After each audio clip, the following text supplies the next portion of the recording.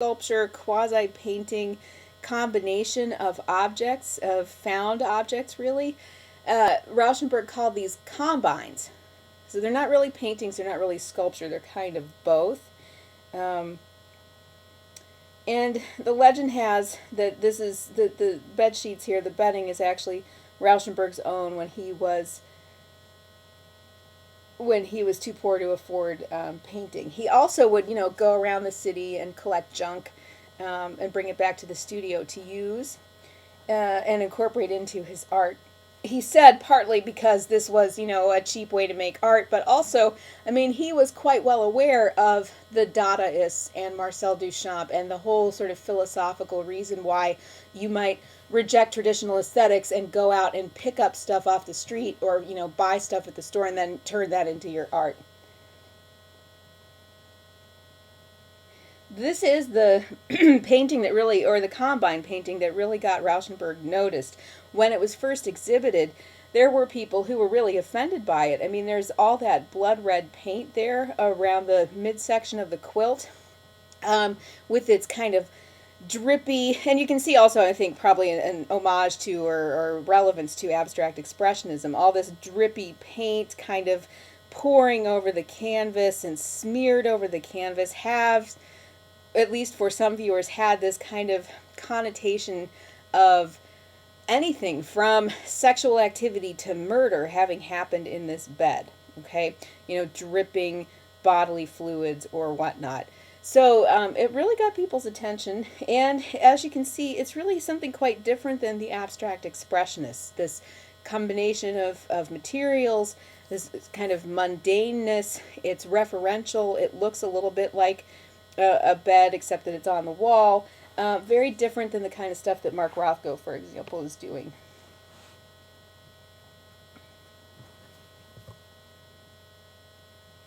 Rauschenberg was also kind of hooked into the current, art scene in Europe as well. And he was invited to participate in a show at the Iris Clare Gallery. Iris Clare is the woman who had exhibited Yves Klein and had the party where everybody was drinking blue cocktails. So she was really kind of a leading avant-garde art dealer. So Rauschenberg got invited to contribute to a show of portraits at her gallery. There would be portraits of Iris Clare, and this is what he submitted: a telegram. He happened to be traveling, I think, in Sweden, and he sent this to Claire's hotel in Paris. And the telegram says, "This is a portrait of Iris Clare, if I say so. Signed, Robert Rauschenberg." Okay, so that should sound so familiar, so Marcel Duchamp, right? It's the artist's choice that makes something what it is. It's the artist giving a new thought to an object. It's a rejection of traditional media and materials. It is a kind of questioning of or playing with the idea of artistic authority. So this is another way in which Robert Rauschenberg is a really good example of neo-Dada and the kind of resurrection of Marcel Duchamp and his group's ideas about art and the art market and whatnot. Here also around the same time, Rauschenberg's doing these combine paintings. There's another combine. This is the so-called Canyon from 1959, which is a combination of collage. So you've got some, cutouts and newspaper things pasted onto the surface of the canvas, and paint obviously smeared and splashed and dripped on the canvas. And you also have a stuffed raven that has been affixed to the front of the canvas, and then a bed pillow that's been hung on a twine on a nail on the coming off of the canvas. So here again, combine painting or combine object, because it is sculpture, it is assemblage, it's collage, it is not just a two-dimensional surface, it's this weird three-dimensional thing that bursts out of the two-dimensional picture frame, and kind of destroying the traditional idea of what a painting is supposed to be. A breakdown of traditional genres in the combine painting. there is obviously some kind of corollaries to abstract expressionism that you can see in the style there, especially the painted part of this object. But again, he's kind of going beyond what guys like Jackson Pollock were doing. I mean, we saw early on Jackson Pollock embedded stuff like, bottle caps and coins into his paintings, but here, those things became obscured and they became a kind of secret part of the overall composition. And here they're becoming very prominent. And incorporating stuff you wouldn't normally think of, and then also having these weird connotations or negative connotations. Some people have compared that pillow to the idea of a noose around the neck of a condemned person, the raven, traditionally a symbol of death. So what exactly, if any, symbolism is meant to be going on here has been open for debate. This is his monogram. It's called Monogram, from 1955 to 59, so it was a several-year project. And this is a stuffed Angora goat that has been covered in paint. Various parts have been painted. It's wearing an automobile tire, and it's standing on a painted platform. Behind the goat, there is actually, I don't know if I have a shot of it or not. I might right here. Yeah, here we go. There's a tennis ball that's been painted brown, so a little bit of scatological humor there with this idea of, the goat that has just taken a crap on a painting, basically. It's not sculpture, it's not painting, it's a combine of both, really. And it's using ready-made objects, putting them into a new context to make a work of art. Here's just a nice close-up of the painted part of the goat from the monogram. So, it's the artist taking it and putting it in a new context and making a new thought for the object. That is the kind of hallmark of Rauschenberg's combines, which, again, is resurrecting some of the ideas of Marcel Duchamp and Dada.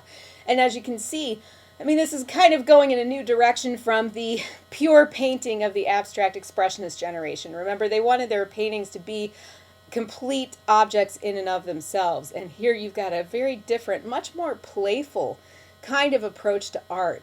And Rauschenberg himself often said, he really wasn't into that kind of psychologizing. He really kind of wanted to just enjoy making stuff. Legend has it that one of the abstract expressionist painters came to see an early show in which Robert Rauschenberg was exhibiting combines and said, if this is modern art, I want nothing to do with it. The feeling that a guy like Rauschenberg was destroying the purity of modern art or the quality of modern art and turning it into this kind of trash-filled, jokey extravaganza. And you can decide for yourself as the course goes along which one of these sides of the argument ended up winning in the sort of contemporary art scene. Here's another example of his combines where you can see they're, reminiscent of things that Marcel Duchamp would have done, kind of a combination of collage, two-dimensional art, three-dimensional construction. In this case, there's actually a stuffed chicken there in the bottom of this untitled combine.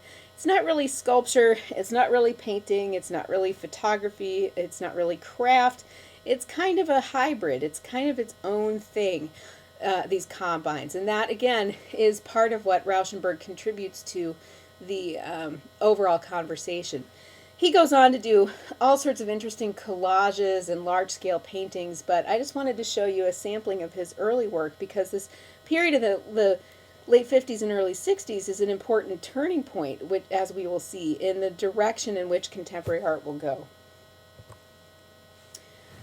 Rauschenberg's great friend and sometimes collaborator and co-worker, who was also friends with John Cage and Merce Cunningham, and also heavily influenced by Marcel Duchamp, is this guy named Jasper Johns.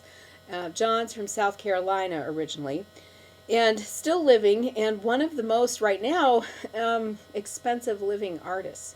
This was the painting that made his breakthrough. It is a painting from 1955 called simply Flag, probably for obvious reasons, in that it is a replication of an American flag.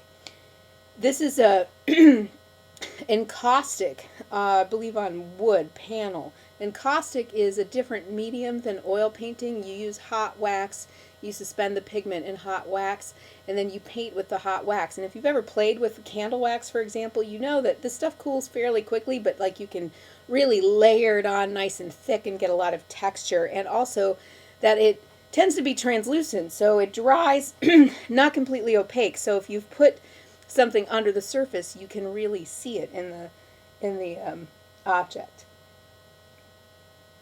So here, instead of literally taking like a stuffed goat from a taxidermy shop or something, or a used tire off the street, his found object is the iconography. And Johns will do lots and lots of these paintings. He starts out doing flags and flags in different color combinations, where for him the flag is not a flag. It's not something that he's painting because he's got deep he may have deep patriotic feelings, but that's not why he chose the flag. He says it is so familiar and so commonplace, and so you see this iconography everywhere, so much that it almost has no meaning, no intrinsic meaning. And so if you do these paintings of it over and over and over, the painting can transcend whatever it is it's representing and become kind of an object in and of itself. I mean, you can take that with a grain of salt if you want, but that was what he said. He was very interested to take some iconography that could become so repetitive as to be meaningless and then make some interesting objects out of that.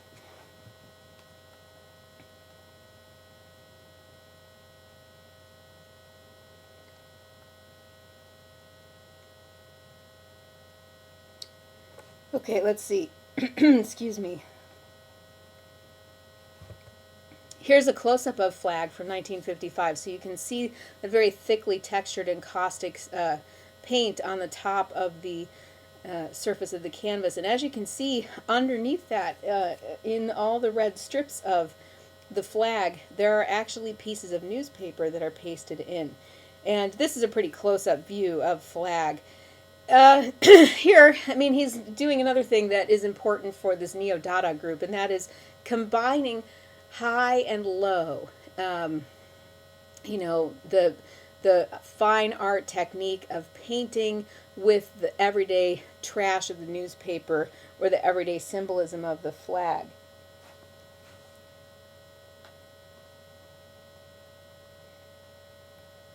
And I'm looking for a good quote from him on this.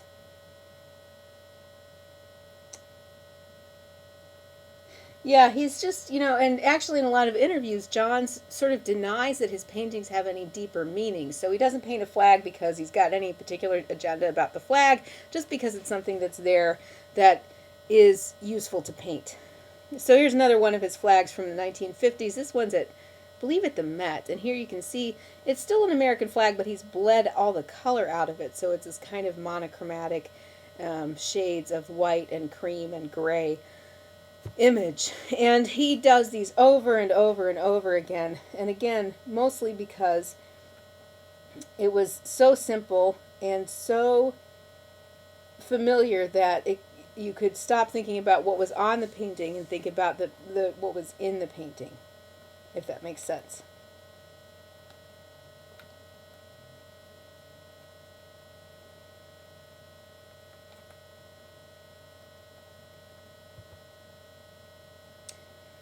Here's another example of the sort of very familiar iconography that Jasper Johns would take and then turn into pieces of art. He did a whole series of Target paintings in the 1950s too. This is well before the company Target, so these are targets in the old-fashioned sense of bullseyes. And he is an early example of what will become common in pop art too, not only using these very common references to everyday objects, almost like found iconography, but also and also incorporating different media. So here across the top of the target, he's got 4 different casts of one of his friends' faces that have been put onto this, collapsing the boundaries between high and low. He's really kind of a forerunner of some of the pop artists we'll look at in the 1960s with this kind of stuff. Oh, and repetition of single